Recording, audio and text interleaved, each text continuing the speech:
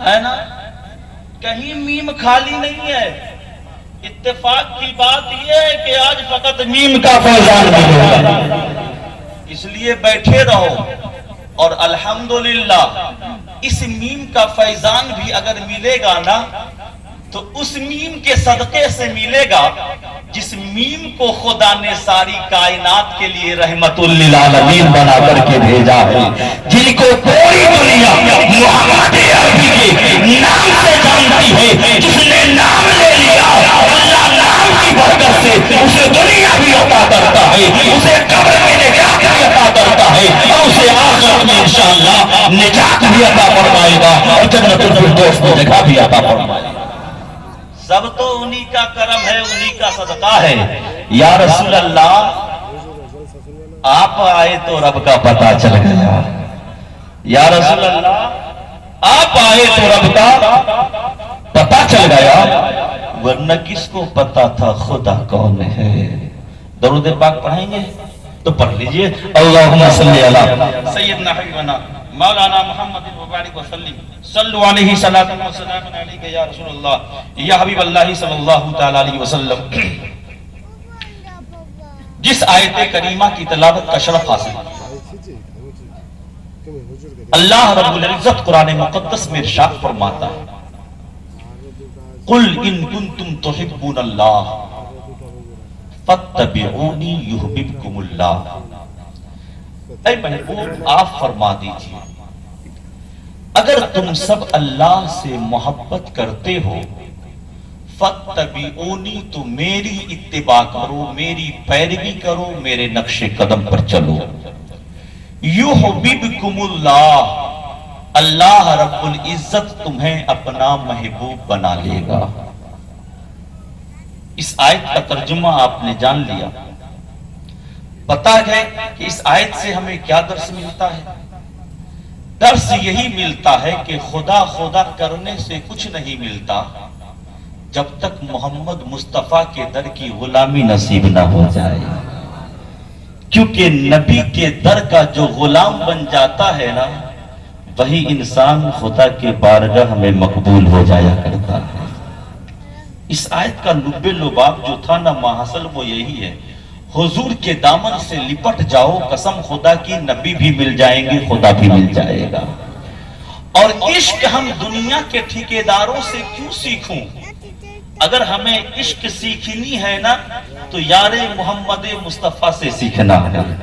جیسا عشق صدیق اکبر نے اپنے نبی سے کیا نا ویسا ہی عشق ہم بھی اپنے نبی سے کریں گے. جیسا عشق عمر فاروق نے اپنے نبی سے کیا ویسا ہے عشق ہم بھی اپنے نبی سے کریں گے. جیسا عشق عثمان غنی نے اپنے نبی سے کیا نا ویسا ہی عشق ہم بھی اپنے نبی سے کریں گے. جیسا عشق مولا علی نے اپنے نبی سے کیا ویسا ہی عشق ہم بھی اپنے نبی سے کریں گے. اگر ابو بکر کے عشق کا قطرہ بھی ہمارے اندر سمو جائے تو قسم خدا کی ہم بارگاہ مصطفیٰ میں بھی مقبول ہو جائیں گے. اور جو مصطفیٰ کی بارگاہ میں مقبول ہو جاتا ہے وہ رب کی بارگاہ میں بھی مقبول ہو جاتا ہے. اب آئیے میں عشق کی کچھ جھلکیاں گزر کروں. اللہ کے رسول صلی اللہ تعالی علیہ وسلم اسلام کا اوائل دور تھا، شروعات تھا، آغاز تھا. اللہ کے رسول صلی اللہ تعالی علیہ وسلم نے اپنے صحابیوں سے فرمایا اے صحابیوں جو ہے لے کر کے چلے آؤ. کیا فرمایا؟ جو ہے لے کر کے چلے آؤ، ہے نا. صحابہ کرام کی جماعت اس وقت بالکل تھوڑی تھی کیونکہ ابھی اسلام کا آغاز ہوا تھا. ابھی اللہ کے رسول صلی اللہ علیہ وسلم نے اپنے نبی نبوت کا اظہار فرمایا تھا. نبی تو ازل سے تھے مگر اس وقت نہ اللہ کے رسول نے اپنی نبوت کا اظہار فرمایا تھا. تھوڑے تھوڑے لوگ ابھی اسلام میں آ رہے تھے. اللہ کے رسول صلی اللہ علیہ وسلم نے ارشاد فرمایا کہ ابھی اسلام کو کچھ چیزوں کی ضرورت ہے، تمہارے پاس گھروں میں تمہارے پاس جو بھی ہو سب لے کر کے آ جاؤ. سب نے کچھ نہ کچھ لایا پر اس میں ایک ایسا عاشق بھی تھا جس نے اپنے گھر کا سب سامان اٹھایا اور مصطفیٰ کے قدموں میں لا کر رکھ دیا. اپنے گھر کو صاف کرتے ہیں نا صبح صبح، ہر شوکالے ہے نا، جب اٹھتے ہیں تو جھاڑو لے کر کے گھر کو صاف کرتے ہیں نا، پورا کچرا باہر پھینک دیتے ہیں، مگر جھاڑو اندر رہتا ہے نا۔ مگر وہ ایسا عاشق تھا جس نے جھاڑو کو بھی نہیں جھوڑا، اپنی پوٹلی میں ڈالا اور مصطفیٰ کے قدموں میں لا کر ڈال دیا۔ اور وہ جانتے کون؟ حضرت ابوبکر صدیق رضی اللہ تعالیٰ عنہ۔ اور اپنے جسم پر جو کپڑا انہوں نے پہنا ہوا تھا نا، اسے بھی اتار کر اپنی اسی پوٹلی میں ڈال دیا اور خود اپنے جسم پر ٹاٹ کا لباس پہن لیا، ٹاٹ کا لباس پہنا۔ آگے کی جانب میں ببول کے کانٹے کا نا بٹن کی طرح لگا لیا۔ ببول کا کانٹا ایک سرے سے دوسرے سرے کی طرف گاندھنے سے کیا ہوتا ہے؟ دونوں طرف کا کپڑا جڑ جاتا ہے۔ جوڑ کر کے ٹاٹ پہن کر کے مصطفیٰ کے بارگاہ میں پہنچ گئے۔ اب اس حدیث سے نا آگے اور بھی بتاؤں گا۔ ایک چیز میں آپ کو بتاؤں کہ مسلمانوں، ابھی ہم سے پہلے جو مقرر گزرے نا، مولانا عبدالجبار صاحب، انہوں نے آپ کے سامنے کچھ امداد کے لیے اپنے منہ کو کھولا۔ بہت سارے لوگوں نے دان دیا بھی، چلیے الحمدللہ۔ مگر کچھ لوگوں کا ذہن دیکھیے گا اگر آپ، تو اگر کوئی غریب یا چندہ مانگنے والا کوئی مولوی صاحب اگر گھر پر آ گیا نا آپ کے، تو اگر آپ گھر میں بھی ہو نا تو اپنے بیٹے کو کہہ دیتے ہو، بیٹا بول دینا مولوی صاحب آ رہا ہے چندہ لینے کے لیے، بول دینا بابا گھر پہ نہیں ہے کہ نہیں؟ رہتے ہوئے بھی اس کا کیا مطلب ہے کہ آپ اپنے بیٹے کو ٹریننگ دے رہے ہو کہ بیٹا جا کر جھوٹ بول دو کہ بابا گھر میں نہیں ہے۔ اب بولو وہ آپ کا بیٹا بڑا ہو کر کے کبھی سچ بولے گا؟ اسے آپ نے ہی عادت دلوائی ہے۔ نہیں دینے کا من ہو یا نہ ہو پاس میں، معذرت چاہے لو، جھوٹ بولنے اور بولوانے کی کیا بات ہے؟ مسلمانوں، چندہ مانگنا اور اسلام دین کی تقویت کے لیے کچھ مانگنا یہ کسی اور کی سنت نہیں ہے، یہ مصطفیٰ جانے رحمت کی سنت ہے۔ اور چندہ دینا یہ کسی اور کا طریقہ نہیں، صحابہ کا طریقہ ہے۔ ابوبکر نے دیا ہے، عمر نے دیا ہے، عثمان نے دیا ہے، مولا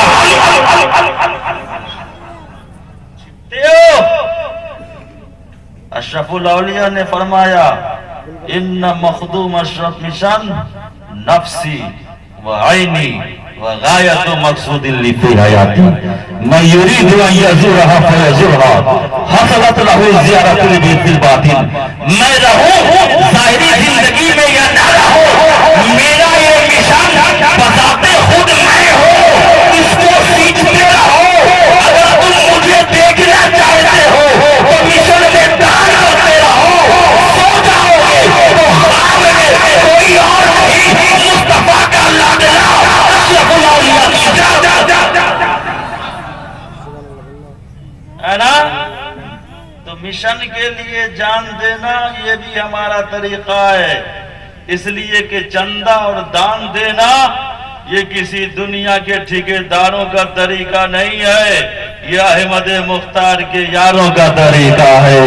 اس لیے ہم جائیں گے صدیق اکبر کی سنت پہ عمل کریں گے، ہم جائیں گے عمر فاروق کی سنت پہ عمل کریں گے، ہم جائیں گے عثمان غنی کی سنت پہ عمل کریں گے۔ جب تک زندگی باقی رہے اس مشن کو، اس قلعے کو بڑھاتے رہیں گے، جب تک یہ بڑھتا رہے گا ہمارے پیر مرشد کی آنکھوں میں سرخ، مرشد کی روح خوش ہوتی رہے گی۔ مسلمانوں، اس لیے میں نے یہاں پر روک کر کے آپ کو بتایا کہ چندہ مانگنا یہ ہمارے نبی کا طریقہ ہے اور چندہ دینا یہ مصطفیٰ جان رحمت کا طریقہ ہے۔ اتنی بات سمجھ گئے؟ آگے بڑھوں؟ چلیے، کیا پہن کر کے آگئے؟ ٹاٹ۔ جسم پر جو لباس تھا نا وہ بھی اتارا، پوٹڑی میں ڈال دیا، کچھ نہیں چھوڑا۔ مصطفیٰ جان رحمت کی بارگاہ میں پہنچے، اللہ کے رسول صلی اللہ تعالی علیہ وسلم نے ارشاد فرمایا ماں اب کہتے یا ابا بکر، تو نے کیا چھوڑ کر کے آئے ہو گھر میں؟ यानी घर में कुछ छोड़ करके भी आए हो या सब लेकर के आए हो। अब देखिए हदीस पाक है, हजरत उमर से नहीं पूछा, हजरत उस्मान गनी से नहीं पूछा, हजरत मौला अली से नहीं पूछा, और भी सहाबा थे, किसी सहाबी से नहीं पूछा घर में कुछ छोड़ रखा है या नहीं रखा, पूछा भी तो अबू बकर से पूछा है। इसलिए कि मुस्तफा जानते हैं कि मेरी जिंदगी में जान और सारा माल को कुर्बान कर देने वाला सबसे ज्यादा अगर कोई आशिक है तो वो कोई और नहीं अबू बकर सिद्दीक है। वैसे ही हुजूर शफुल औलिया अपने मरकज में रहकर वो पहचानते हैं कौन मेरा मुरीद है जो मेरे नाम पर मेरे मिशन को ताज़ा करता नजर आता है। इसलिए मुसलमानों मिशन के नाम पर पीछे मत हटना, जब गाड़ी आए अपने पीर के रूह को खुश करना है ना, अपने पीर के रूह को खुश करता चला जाना। जब पीर खुश होंगे ना तो उस पीर का मुस्तफा भी खुश होगा। वो पीर अपने बाबा के हुजूर में तुम्हारी सिफारिश करेंगे, सिफारिश करेंगे। और पीर अगर मुस्तफा की बारगाह में सिफारिश कर देना तो कसम खुदा की उस पीर की सिफारिश से हम जन्नती हो जाएंगे, है ना। सब कुछ ला करके रख दिया, टाट पहने हुए जिस्म पर। इतने में जिब्रील अमीन तशरीफ लाए, लिबासे बशरी में, नूरी है मगर बशरी लिबास में तशरीफ लाए। कौन? जिब्रील अमीन। मुस्तफा जाने रहमत ने नजर दौड़ाई, देखा आज तो जिब्रील भी टाट पहने हुए है। फरमाया है जिब्रील तू तो हाबिले वही है, हजर में हो तो तेरा आना जाना मेरे पास, सफर में रहूं तो तेरा आना जाना मेरे पास। ऐ जिब्रील मैंने ये शक्ल सूरत में तुझे कभी नहीं देखा, तुझे टाट पहने हुए कभी नहीं देखा। आज तू आया है तो टाट पहन करके आया है, बता क्या बात है।